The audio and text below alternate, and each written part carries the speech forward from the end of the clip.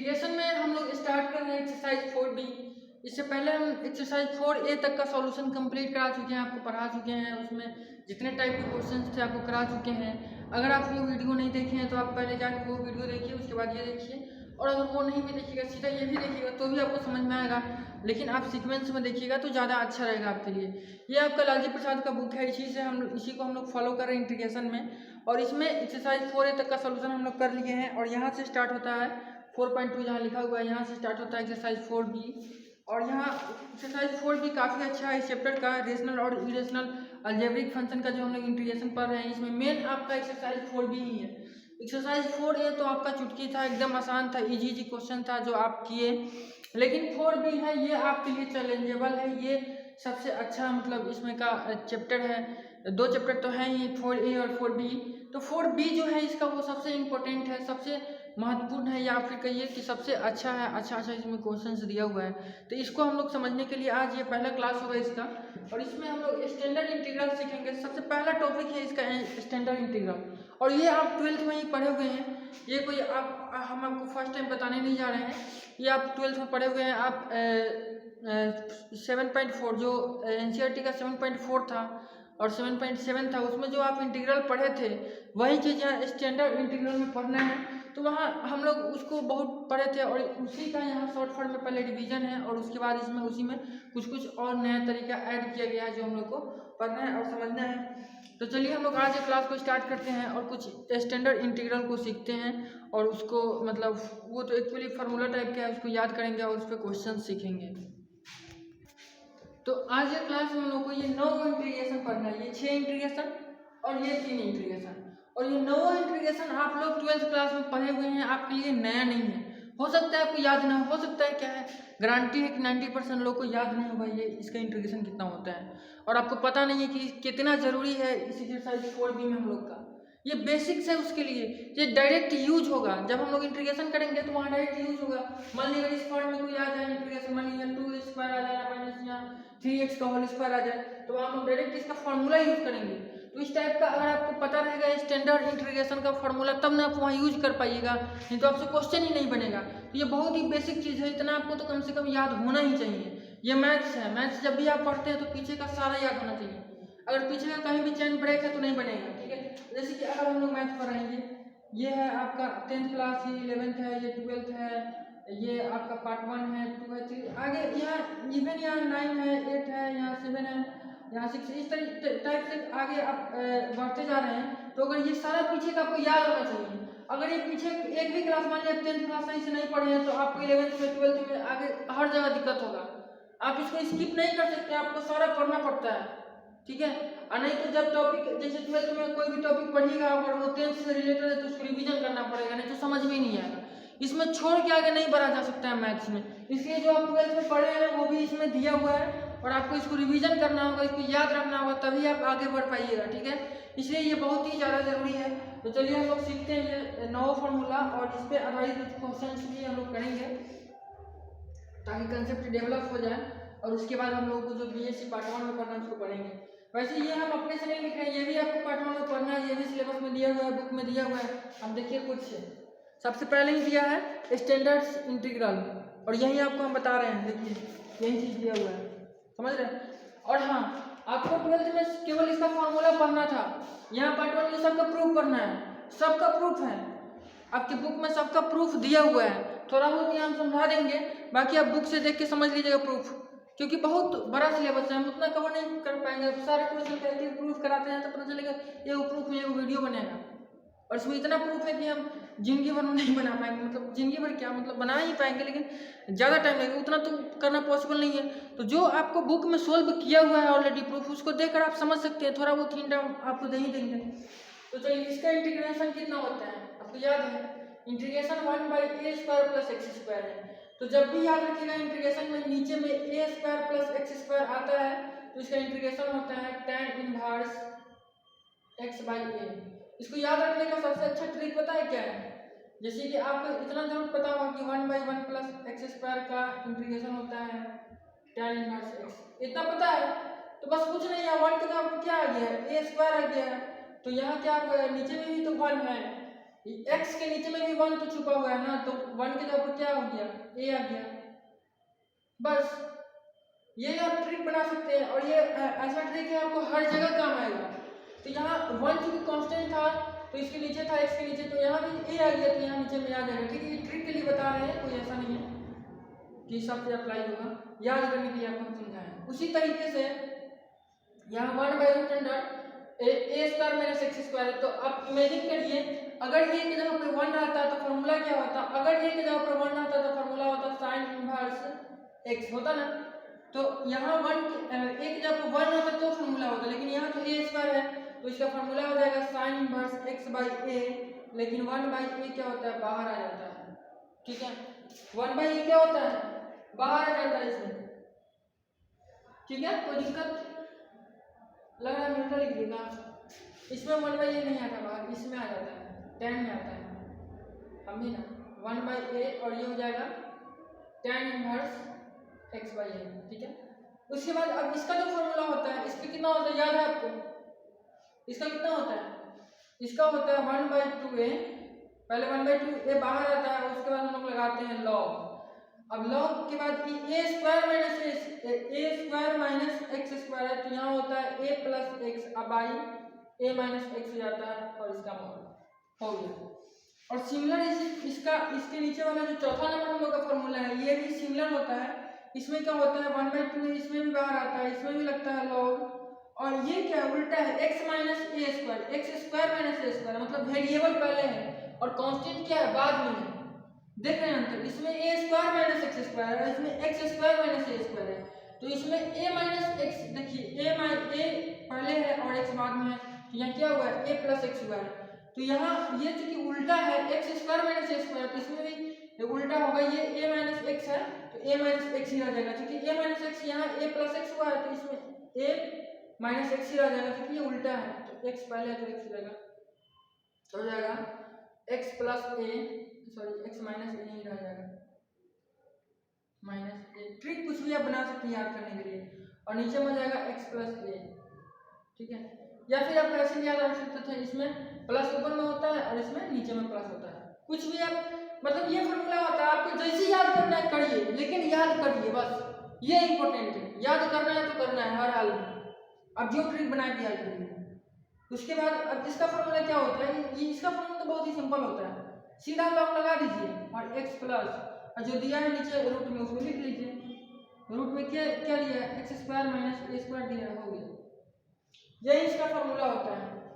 तो नीचे वाला का फॉर्मूला क्या होगा, नीचे वाला का फॉर्मूला क्या होगा, आप गेस करके बताइए। कुछ नहीं, बस यही चीज हो जाएगा, थोड़ा सा अंतर होगा, यहाँ x प्लस और यहाँ जो नीचे में दिया हुआ है, यहाँ माइनस दिया हुआ था तो माइनस था, तो यहाँ प्लस दिया है तो प्लस हो जाएगा, तो √x² और प्लस a²। बस अब कोई दिमागी लाल होंगे तो सोचेंगे तो यहाँ प्लस है तो यहाँ प्लस है, तो यहाँ माइनस है तो यहाँ माइनस होना चाहिए, नहीं, लॉग के अंदर में हम प्लस माइनस चेंज नहीं करते हैं। ठीक है, मतलब यहाँ नहीं करते हैं फॉर्मूला में, ऐसे तो जरूरी पड़ने पर तो करेंगे, ऐसा थोड़ा कि लॉग के अंदर में ऐसा माइनस नहीं होगा। ठीक है, होगा। ठीक है, तो ये आपको 6 फॉर्मूला याद रखना है। 6 फॉर्मूला आपको जिस तरीके से आप याद रखिए, जैसे आप इसको ट्रिक बना के याद करिए, जिस तरीके से याद करिए उससे मतलब नहीं, याद होना चाहिए फॉर्मूला, बहुत ही इंपॉर्टेंट है। अब चलिए इस टाइप का फॉर्मूला हम लोग सीखते हैं। इस टाइप के फॉर्मूला में क्या करना होता है, थोड़ा सा इसी का कॉन्सेप्ट इस पर आएगा, थोड़ा सा इसका लंबा फॉर्मूला जाएगा और आपको याद हो जाएगा। तो इसका फॉर्मूला बहुत ईजी है, थोड़ा सा ध्यान दीजिएगा, कंसंट्रेशन। सब में क्या करना है, सब में x/2 लिख देना है, सब में x/2 और इधर लिख देना है a²/2, इसमें भी लिखना है a²/2 और इसमें भी लिखना है a²/2। यहाँ तक तो कोई दिक्कत नहीं, आपको लग रहा होगा बुझावल बुझा रहे हैं, का बहुत मजा आया, देखिए बुझावल नहीं बुझा रहे हैं। अब ये जितना यहाँ जिसका आपको इंटीग्रेशन निकालना है उसको यहाँ लिख लेना है, √x² + a²। फिर जिसका इधर इंटीग्रेशन निकालना है उसको लिख लेना है x² - a²। फिर इधर हम लोग को इंटीग्रेशन किसका निकालना है, a² - x², लिख लीजिए। ठीक है, अब इसमें प्लस है, प्लस लगा देंगे, उसके बाद इसमें माइनस है, माइनस लगा देंगे, इसमें माइनस है लेकिन प्लस लगा देंगे।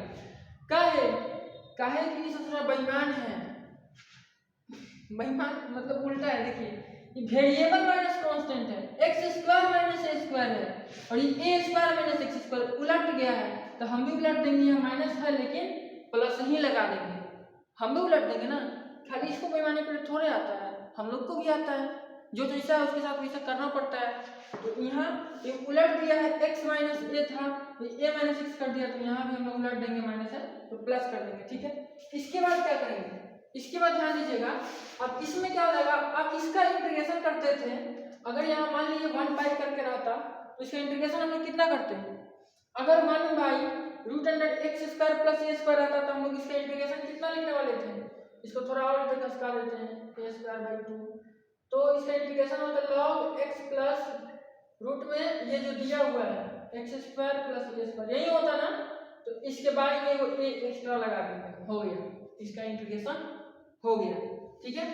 अब इसका इंटीग्रेशन करते हैं, तो अगर 1 इतना रहता तो इसका इंटीग्रेशन कितना आता, वही आता log, इसको भी घसका देते हैं थोड़ा, इसे करीब ला देते हैं, a²/2 और ये हो जाएगा log x, और देखिए यहाँ प्लस हो जाएगा और रूट अंडर यहाँ क्या है x² माइनस ए स्क्वायर है और बाई कितना a हो जाएगा, बाई में एक्स्ट्रा लग रहा है, समझ लीजिए, मतलब ये इसका फॉर्मूला याद करने का आपको ट्रिक बता रहे हैं, नहीं तो मेरा क्या था, यहाँ सीधा लिख दिए रहते, कहते कि हाँ इसको याद कर लीजिएगा, या फिर एक लाइन में आपको बोल देते कि बुक में दिया हुआ है सबका, आप याद कर लीजिए, तो क्या था, हम तो आपको यहाँ इतना टाइम इसलिए दे रहे हैं ताकि आपको याद हो जाए, ठीक है। उसके बाद इसका क्या हो जाएगा, अगर इसका 1 इस तरीके से दिया रहता तो 1 अगर इतना दिया रहता तो इसका इंटीग्रेशन कितना होता, साइन इनवर्स x/a, तो बस हो गया, यही इसका इंटीग्रेशन है तीनों का। तो ये 9 को इंटीग्रेशन आपको याद हुआ, कमेंट करके बताइए किसको किसको याद हुआ, किसको किसको नहीं हुआ। तो आप इसको दिमाग में, माइंड में, यहाँ पे नहीं यहाँ पे बैठाना है, यहाँ पे और यहाँ पे बैठाने में बहुत अंतर होता है, ठीक है। अंतर क्या होता है समझाए, यहाँ पे बैठा है मतलब है कि आप आज याद है कल भूल जाइएगा, लेकिन अगर यहाँ बैठी है सब कॉन्शियस माइंड में बैठी है तो वो कभी आप नहीं भूलिएगा।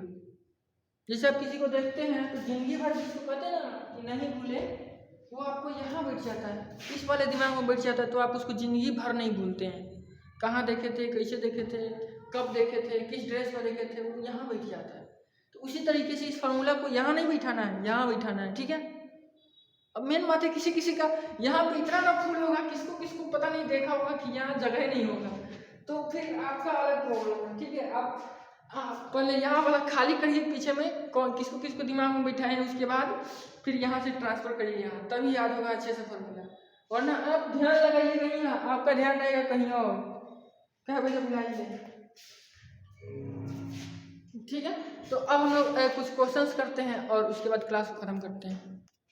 चलिए तो हम लोग एक्सरसाइज का चौथा नंबर क्वेश्चन देख रहे हैं। 4 नंबर क्वेश्चन में क्वेश्चन दिया हुआ है, इस टाइप का आपके एक्सरसाइज की शुरुआती में इसी टाइप का क्वेश्चंस दिया हुआ है, जो आज हम आपको फार्मूला बताएंगे, इसी पे क्वेश्चंस बनने वाला है और आपका बहुत ही आसानी से सारा क्वेश्चन बन जाएगा। इसे क्वेश्चन में है कुछ नहीं, ऐसा क्वेश्चन आप 12th में भी पढ़े हैं, मान ली थोड़ा सा उससे कंसेप्ट ज़्यादा होगा, इसमें थोड़ा सा कंसेप्ट ज़्यादा लगेगा, तो आपका माइंड भी तो धीरे धीरे डेवलप कर रहा है ना, तो ठीक है। ऐसे क्वेश्चंस को आप सोल्व करिएगा, हम कुछ क्वेश्चंस बता देते हैं, सारे क्वेश्चन तो सोल्व करना पॉसिबल नहीं है, और जो क्वेश्चन आपसे फंसेगा आप सीधा ग्रुप में शेयर करिए, ग्रुप में क्वेश्चन को शेयर करिए, कोई भी बनाया होगा आपको भेज देगा, नहीं तो हम बना के भेजेंगे।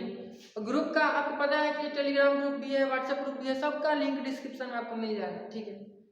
तो चलिए हम लोग इस क्वेश्चन को सॉल्व करते हैं। क्वेश्चन में दिया है, इंटीग्रेशन करिए e⁻x/e⁻2x + 2e⁻x + 5 का।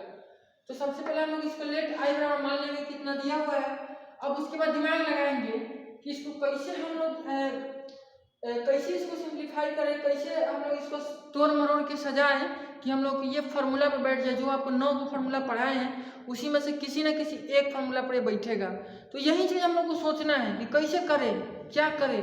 तो यहाँ पे एक चीज़ हम लोग दिमाग लगा सकते हैं, इसको क्या कर सकते हैं, इंटीग्रेशन और e⁻x बाई, इसको लिख सकते हैं ना e⁻x का होल स्क्वायर, e⁻2x को लिख सकते हैं ना e⁻x का होल स्क्वायर, और प्लस 2e⁻x इंटू 1 लिख सकते हैं ना, 1 से तो किसी भी संख्या में मल्टीप्लाई करेगा तो उतना ही होगा। अब प्लस 5 को लिख सकते हैं 4 1 + 4 1+4, तो 1+4 कितना होता है? 1+4 कितना होता है? 5 होता है।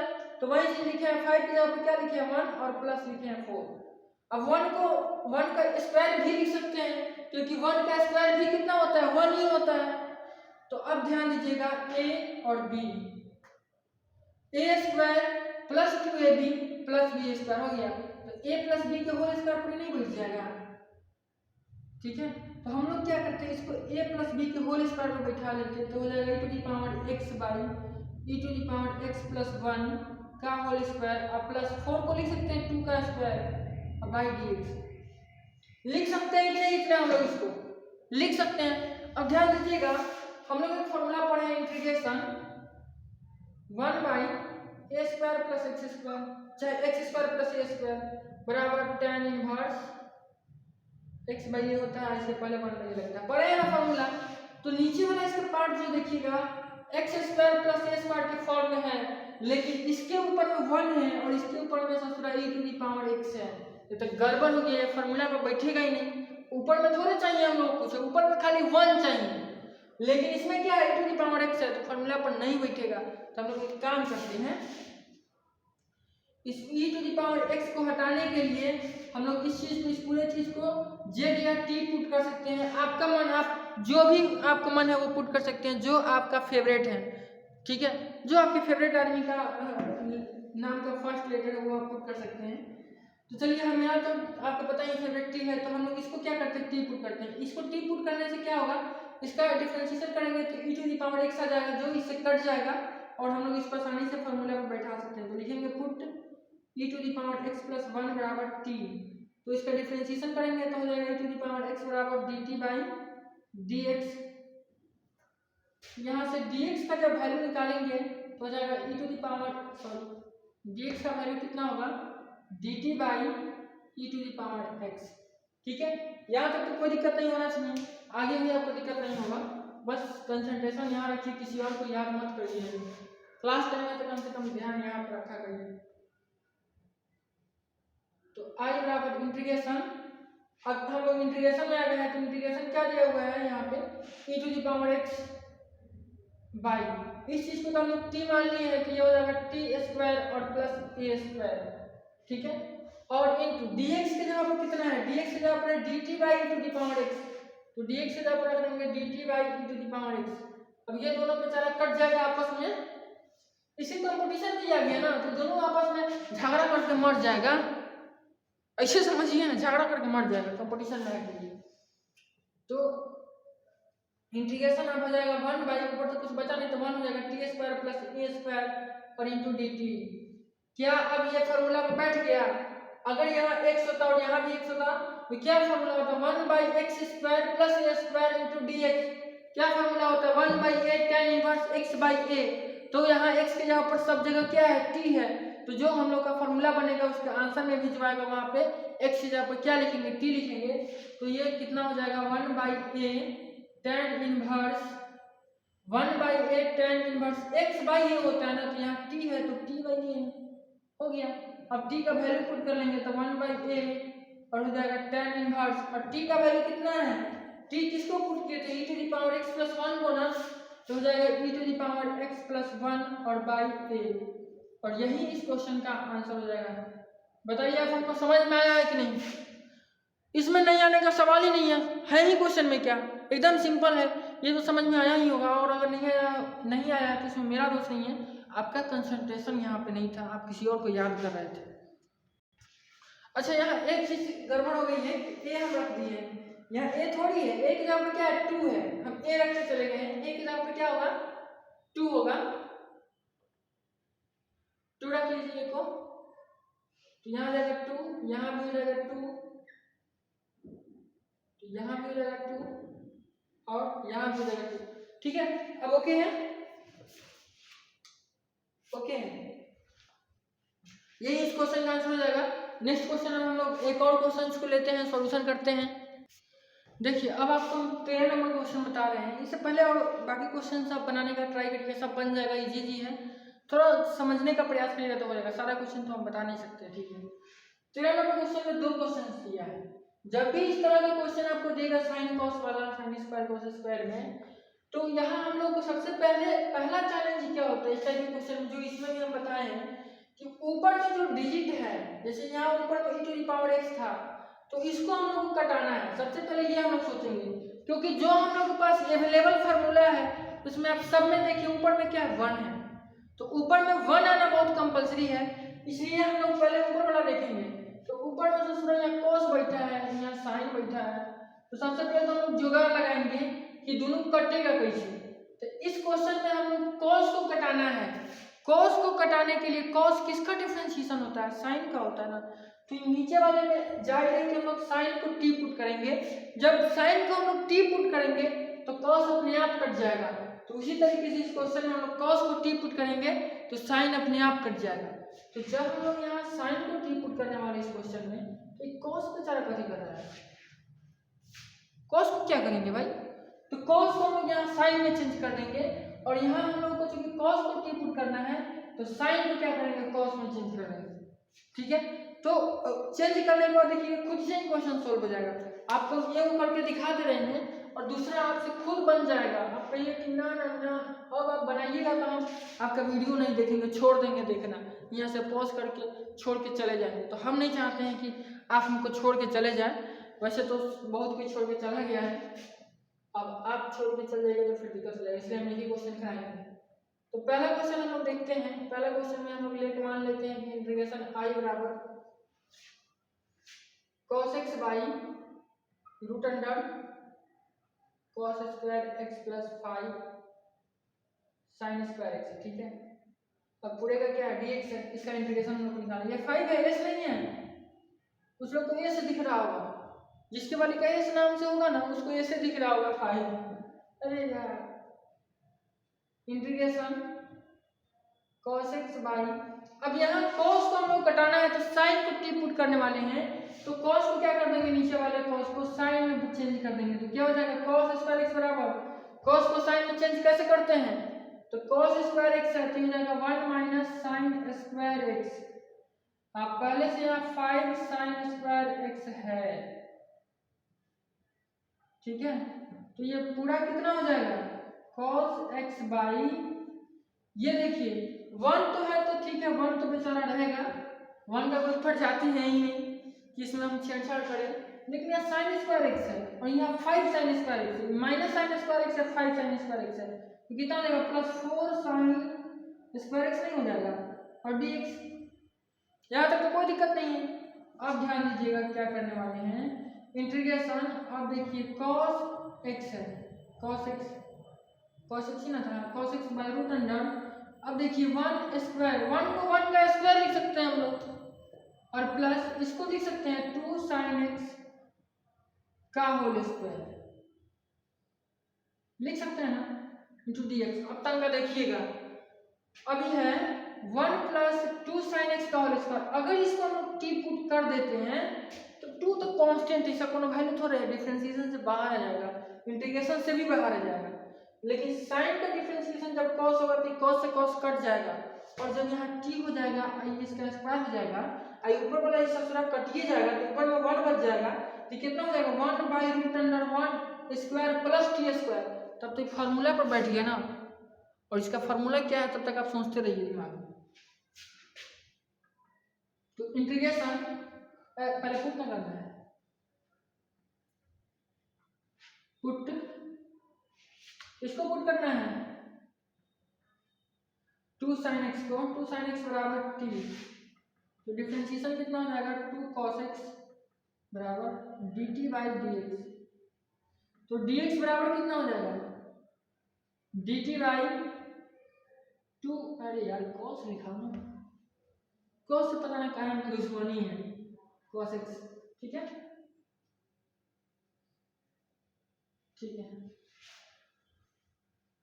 अब हम लोग इंटीग्रेशन i बराबर लिखते हैं, तो i बराबर कितना हो जाएगा, i बराबर हो जाएगा cos x, अब i में रूट अंडर ये 1 स्क्वायर है ही, और प्लस कितना हो जाएगा t square, root under 1 square plus t square, ठीक है, और इधर कितना हो जाएगा, इधर आपका dx, dx के जगह पर dx का वैल्यू निकला है, तो dx की जगह पर dt बाई 2 cos x हो जाएगा, तो dt बाई 2 cos x बेचारा cos x खत्म। और जो नीचे में 2 बचा है कितना हो जाएगा 1/2 बाहर आ जाएगा integration 1/√(1 square plus t square और इंटू dt। क्या आपको इसका इंटीग्रेशन पता है, याद है? आज की क्लास में बताएं। अगर यहाँ x रहता तो इसका इंटीग्रेशन कितना होता? उसी तरीके से जितना होता उसी में एक सीधा पर t रख देना है। तो आप बताइए अगर यहाँ माइनस रहता तो इसका इंटीग्रेशन हो जाता साइन इनवर्स t/1। लेकिन यहाँ क्या है, यहाँ से उसका प्लस है तो इसका इंटीग्रेशन कितना हो जाएगा 1/2 तो पहले से है और इसका इंटीग्रेशन हो जाएगा log x प्लस, लेकिन यहाँ x है क्या, यहाँ वेरिएबल x है नहीं है t है तो यहाँ t प्लस लिखेंगे और उसके बाद कुछ नहीं जितना रूट के अंदर में दिया है उसको लिख लेंगे 1 + t स्क्वायर हो गया। अब क्या करेंगे, यहीं पे आंसर दे देंगे। बहुत बड़ी गलती हो जाएगी अगर यहाँ पे हम लोग आंसर दे दिए तो। क्यों? क्योंकि क्वेश्चन में कहीं टी दिया है तो आप आंसर में कैसे टी दे दीजिएगा? क्वेश्चन में टी दिया ही नहीं है तो आंसर में आप कैसे दे दीजिएगा टी? टी का वैल्यू पुट करना पड़ेगा यहाँ, तो हो जाएगा 1/2 log टी की जगह कितना है, टी को हम लोग मान लेते 2 sin x तो जाएगा 2 sin x और प्लस √1 - t स्क्वायर मतलब 2 sin x का होल स्क्वायर। ठीक है, तो फाइनली कितना हो जाएगा 1/2 log 2 sin x plus √1 - 4 sin square x। ठीक है, और यही इस क्वेश्चन का आंसर हो जाएगा, यहीं पे हम लोग इसका आंसर दे देंगे। तो क्या आपसे दूसरा नंबर क्वेश्चन बन जाएगा? एकदम बन जाना चाहिए। यहाँ क्या करेंगे, cos स्क्वायर x की जगह पर cos को तो हम लोग पुट करना है तो sin स्क्वायर x की जगह पर क्या करेंगे 1 - cos स्क्वायर x लिख देंगे और उसके बाद इसको जोड़ घटा लेंगे, हो जाएगा, कुछ नहीं है। उसके बाद जैसे इसको सॉल्व किया उसी तरीके से उसको कर लेंगे। ठीक है, तो चलिए एक बार हम आंसर इसका पहले मिला लेते हैं। 1 मिनट, आंसर हो गया इसका 13 का। अच्छा इसमें क्या क्या आंसर है ना, अच्छा यहाँ तो प्लस होगा ना, तो पहले ये तो मिस्टेक यहाँ प्लस है, यहाँ प्लस होगा। आंसर में क्या किया है कि आंसर में थोड़ा इसको सिंप्लीफाई क्या किया है, मतलब यहाँ से एक देखिए, यहाँ जो हम इस क्वेश्चन को बनाया है इसका ये भी आंसर होगा और एक तरीका यहाँ से और भी है इसको बनाने का। यहाँ से हम क्या कर सकते हैं, यहाँ से 4 को कॉमन ले सकते हैं, कैसे, तो जब 4 को यहाँ से कॉमन लीजिएगा, जैसे कि क्या है √1 + 4 sin स्क्वायर x है, तो यहाँ से 4 को आप कॉमन ले लीजिएगा तो कितना हो जाएगा 4 1/4 हो जाएगा और प्लस हो जाएगा sin स्क्वायर x, हो जाएगा कि नहीं? ऑब्वियसली ये हो जाएगा। तो इस 4 को बाहर निकाल दीजिएगा तो हो जाएगा 2 और ये हो जाएगा 1/2 का होल स्क्वायर और प्लस sin स्क्वायर x। तो अब इस फॉर्म में आप इस क्वेश्चन को बना सकते हैं। यहाँ अब sin x को t पुट करिएगा तो हो जाएगा 1/2 का स्क्वायर प्लस t का स्क्वायर, sin को t पुट करिएगा तो cos कट जाएगा। तो आपका इस मेथड से आप बनाइएगा तो बुक के अनुसार आंसर मिलेगा, क्योंकि बुक इस मेथड को फॉलो किया है। हमको दिमाग में नहीं था तो यही मेथड फॉलो कर देते। तो ये वाला भी सही है, इस मेथड से भी सही है, तो इसका आंसर कितना आएगा? अगर इस प्रोसेस को आप फॉलो करिएगा तो इसका आंसर बुक से आपके आंसर से मिलेगा।